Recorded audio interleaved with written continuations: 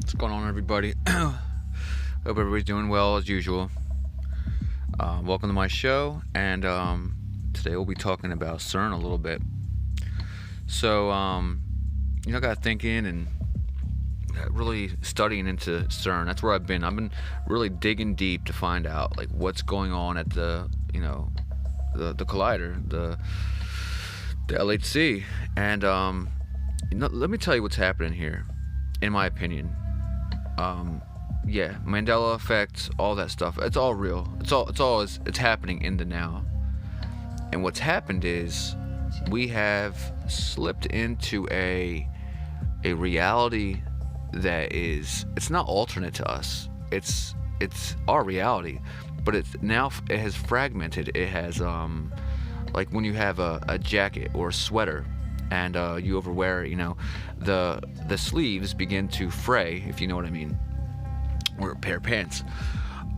What's happening here is the string on our pair of pants, which is our reality, has been pulled, and our reality is there, sure, but the fragmentation of what is actually occurring is so deep. It's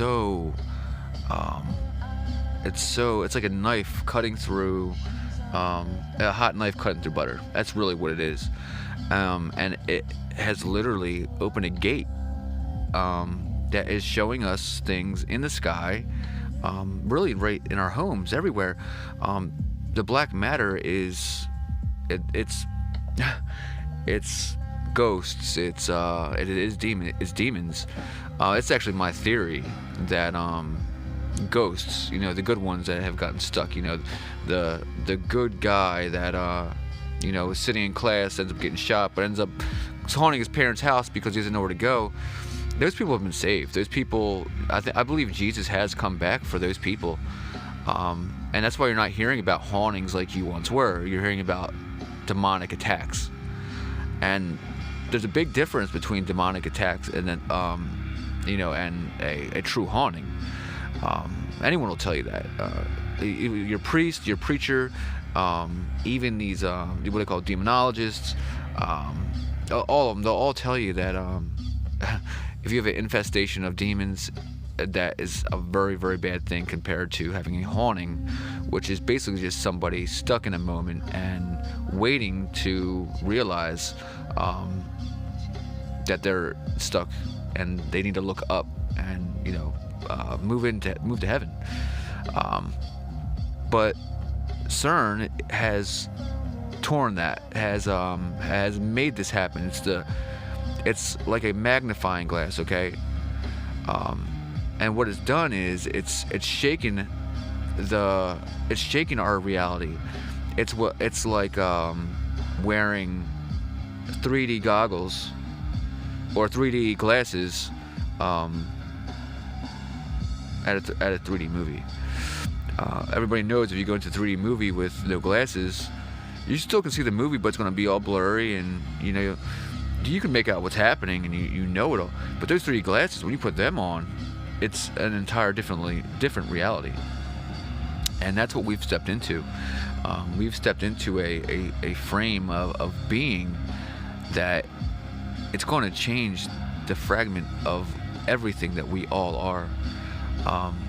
And that's not even getting technically invested. Like I did, I really took the time and effort to realize what they were doing there, story after story, but I didn't go for the stories. I went for what the developers and the scientists that work there and the people that are in charge of the place, what they're saying and what they're putting out there.